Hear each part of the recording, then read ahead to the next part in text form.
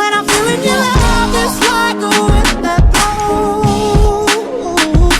Can't give up and I can't let go. Won't give up, I won't lose. When I'm broken down and I'm bruised. Hey guys, welcome back to another video, and today we're in the car just as a different little setting for me to talk about what you've seen in the title, which is how to take the best BMX photos. And this can apply at the skate park, at the track, at a race, anything, any time you want to get a picture on your BMX or on a bike, or any bike, MTB, whatever. This video is going to help, so let's get right into it.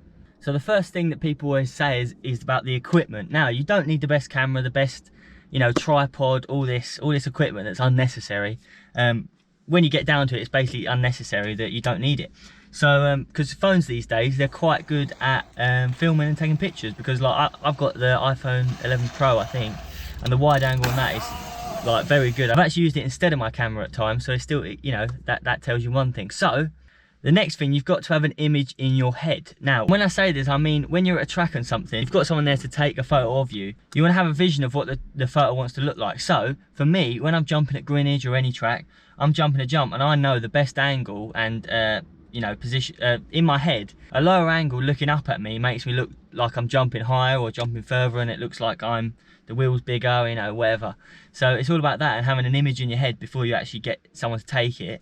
Then you know what you're going to do. So once you've got the image in your head, as I said there, you will need an angle. So when you vision the image, so I said I vision a bit of a lower angle on my picture, that's when you know you want a lower angle of whoever's taking the photo. So for me, when I jump the jumps, it's on the landing and it's looking up a bit, so it looks like I said, the photo, in my head, the photo looks better like that. So yeah, having a lower angle is going to look a bit nicer, I think. So in most cases for these photos, that you've got the image in your head, you've got the angle, because when you visioned it in your head and you had the image in your head, you now need someone to take the photo. In most cases, you'll be the one riding and you'll get someone else to take a photo. But if you are the person that's taking the photo, then you're going to need someone to take a photo of. So it could be your mate, whatever.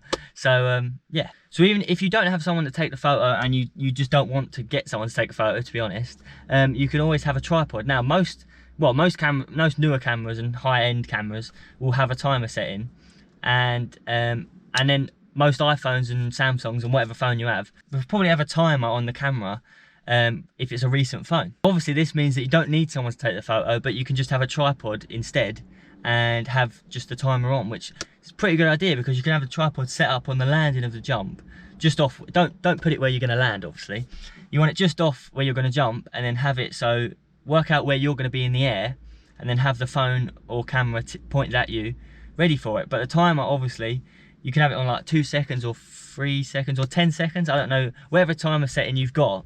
You're going to have a bit of difficulty trying to time it right. So you could even film it and then screen grab or take a screenshot of that frame of the video that you wanted.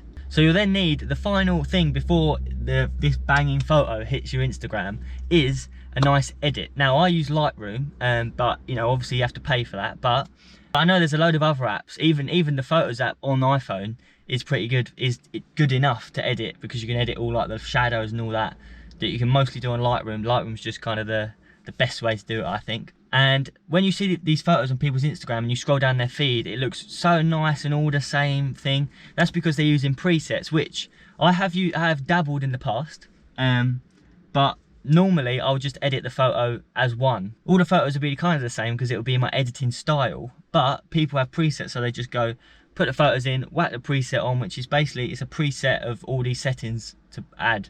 So they'll whack the preset on, and then they'll then it go through and adjust little bits that they don't like in that particular photo. They'll adjust little bits that they don't like that preset on that particular photo. But on the whole, when they put all these photos on their Instagram, their whole feed will look very aesthetically pleasing, because they've used the same edit and they all look the same. So that's just an idea. I don't really do it, but I think my photos just kind of, and my videos go with themselves, because they're all kind of similar, all at the track and stuff. So yeah.